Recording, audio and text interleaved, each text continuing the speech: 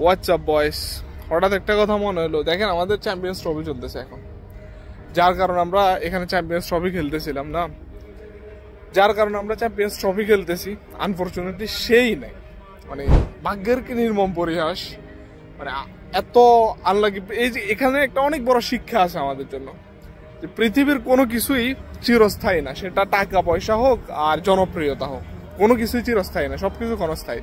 যদি আপনার মধ্যে অহংকার চলে আসে কোনো কিছু নিয়ে, সেটা থাকবে না বেশি দিন।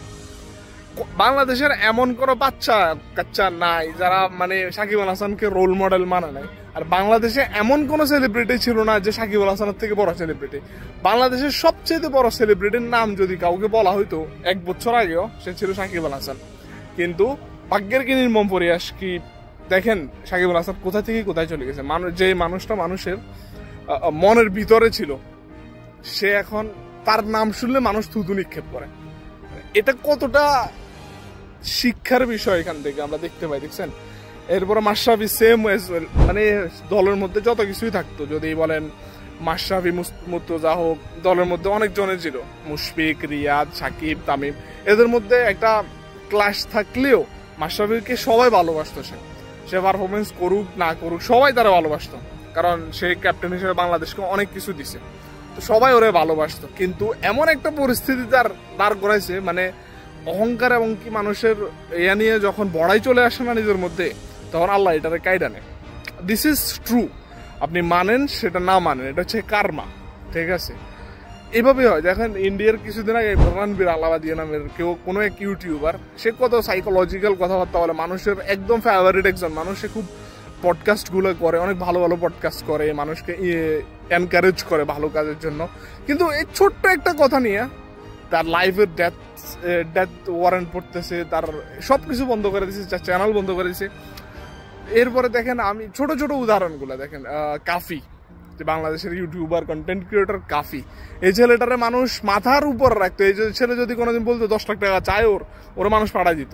কিন্তু তার মধ্যে যখন অহংকার চলে আসছে না, তাকে একদম 2 সেকেন্ড 2 দিনও লাগে না সে মানে ডেস্ট্রয় হইতে, 2 দিনও লাগে না সে ধ্বংস হইতে।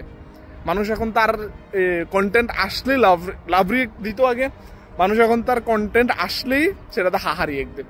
ইট doesn't mean haha react, but মানুষের মনের মধ্যে একটা না হেড ঘৃণা কাজ করে এদেরকে নিয়ে। তো এটা হচ্ছে পৃথিবীতে একটা জিনিস, কোনো কিছু নিয়েই আমাদের অহংকার করা উচিত না। অহংকার মানুষের পতনের মূল, আসলে আমরা এটা বুঝি না।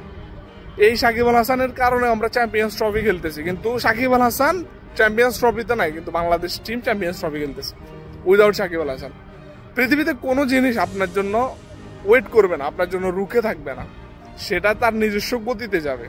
কিন্তু আমরা এগুলোর থেকে শিক্ষা নেই না, এটা হচ্ছে আমাদের সমস্যা। কারো সম্পদের বড়াই করা বা জনপ্রিয়তার বড়াই করা আমাদের বাংলাদেশে এবং পৃথিবীতে এটা অনেক হচ্ছে। যার কাছে একটু টাকা হচ্ছে সে গরিবদের দিকে তাকাচ্ছে না। সো এটা এই জিনিসগুলো এখন হয়তো আজকে হচ্ছে না, কিন্তু কালকে এগুলো এফেক্ট করে। ওই যে একমাত্র উপরওয়ালায় দেখতেছে সবাইকে, আমাদেরকে, সেই উপরওয়ালায় সবকিছু অবজার্ভ করে। আজকে না হলে আপনার 2 দিন পরে আপনার সেটার কার্মা আসবে আপনার উপরে।